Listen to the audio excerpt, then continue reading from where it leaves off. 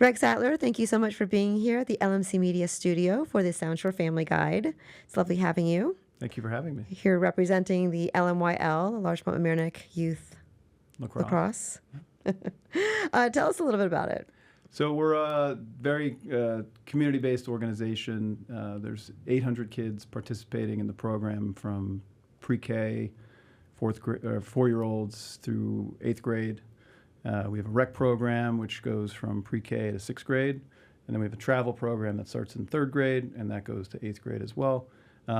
Different programs, they kind of mesh together at certain ages, but it's a pretty inclusive organization and program that really focuses on kind of collaboration of a lot of different participants to create an inclusive atmosphere and really welcome kids of all skill and all backgrounds and all of everything really to play lacrosse, which is an awesome sport and one that I grew up playing and love a lot, and it's created a lot of opportunities. So we're just trying to kind of give that back to the community and have a great opportunity for kids in the community to play. So what if you come to this town and you're a little bit older and you're not starting when you're like 3 and 4? Is there a way to get in? Is it are there tryouts, cuts?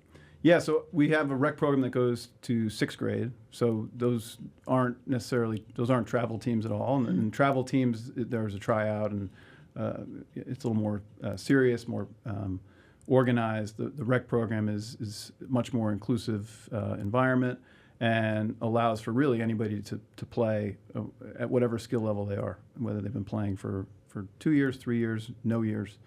And a lot of our kids that maybe they'll start in the rec program in 5th grade, they like it, and the next year they'll try out for the travel team.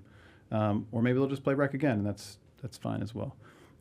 There's a kid that's currently playing on the high school team who started in our rec program in 6th grade, and he's a starting long stick midi on our high school team. So you don't have to start when you're 4 years old to become a successful player.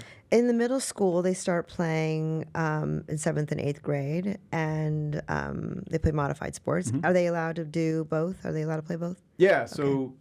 Absolutely. So there's collaboration that occurs between the athletic department at the high school and our schedulers and travel commissioners, which enable the best possible experience for both of those programs. So you can be on the 7th grade LMYL travel team, and you can be on the modified team, which is 7th and 8th grade combined school-based sports where you play other towns nearby, Rye, Pelham, Scarsdale. You're not too far. Yeah. How far do you go? So our travel programs, and those are our programs from 3rd to 8th grade, they're still pretty local. The travel kind of gives this kind of how far am I going mentality, but it's really not that far. The farthest, I actually coach 2 teams. The 6th grade team this year, the farthest we have gone is I think we went up to Chappaqua for. Okay, that's a half hour. Yeah, okay, that's fine. Far. Yeah. Right. We're not going to Albany or New Jersey, Philadelphia, Buffalo. Not yet. And there's a lot of local tournaments for those programs as well. And one of them was at SUNY Purchase, which is 10 minutes away, which was last weekend. So yeah, it's the travel component of our program is pretty accessible in terms of time commitment and stuff like that. And are these parent volunteers? Yeah, so our rec program is entirely run and coached by volunteers. And there's, between the girls and the boys programs, there's 130 to 140 coaches that are all volunteer that coach from pre-K all the way to 6th grade. And those are just fantastic volunteers, and we appreciate their time. And then in the travel program, there's parent coaches, and then each team usually has a paid professional coach as well to assist with kind of, the directives of the travel commissioners for the boys and girls program to make sure we're kind of, accelerating and learning the stuff we need to at each different age group. And you did mention that there are girls' team as well. Are they co-ed or are they separate? So there's boys programs and girls programs. Girls and boys lacrosse is not the same rules. There's different sticks. There's different equipment. So it's totally separate. See how much I know. There are some clinics we run at the younger levels where boys and girls will be mixed in together because especially in the boys rec program at the younger levels, we don't even have pads. It's just helmet, stick, and gloves, and that's it. So there's no contact. It's very Now, why is that? Like, why wouldn't you be more padded up? because we want the kids to learn how to play lacrosse. Well, not even like when you're young. I mean, it's just in general. If you get hit by one of those balls, it's gonna hurt. Oh yeah, I mean that's just part of the game, and you know, it's at some points you might get hit, but it's just kind of, you know, it is what it is. You wear the and badge. just kind of, You wear the bruise. Exactly.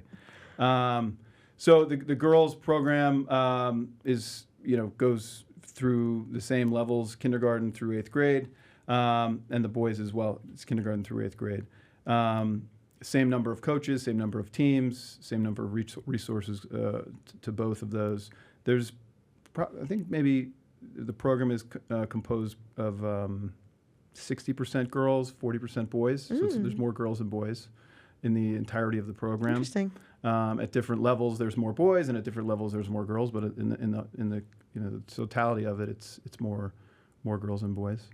But yeah, the at no point are really girls playing against boys. It's more a separated sport from that perspective. And if people are interested in learning more, finding out how to either volunteer for their children, where do they contact you? So there's you can go to our website, which hopefully you can put on the bottom of the screen or something. I think it's LMYLtigers.com.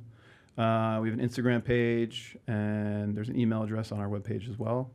So those are good resources. And if there is a problem financially with equipment or things like that, I mean, I feel like it's one of those things that you make sure that everybody's included, whether... 100%. There's no... Everybody is welcome to play. Kind of the mission of our program is to welcome lacrosse to everybody in the community. So if there's any resources or supplementation that needs to be done, we're happy to do that. My son and I the other day just picked up, I think, 12 sticks from someone that just emailed us off the website and said, "Hey, do you have any need for these?" And we said, "Yep." And so my 7-year-old was carrying 12 lacrosse sticks off his front porch, and I think we've already given some of those away. So absolutely, there's no... Do they get outdated, or are the sticks pretty much the same as they were 10 years ago? I mean, the people that make them probably think they're better, but you know, the ones we picked up last week we're playing with in our backyard, and they seem to work just fine. So if it's... One of them was wooden, so maybe that's outdated, but other than that, it's... One of those ones you hang up on the wall. Yeah, exactly. So yeah. All right. Well, thank you so much, Greg. I appreciate you being here and letting us know a little bit more about the LMYL program. And if you're interested, make sure that they contact you for more. Thank you so much. Thank you. Bye-bye.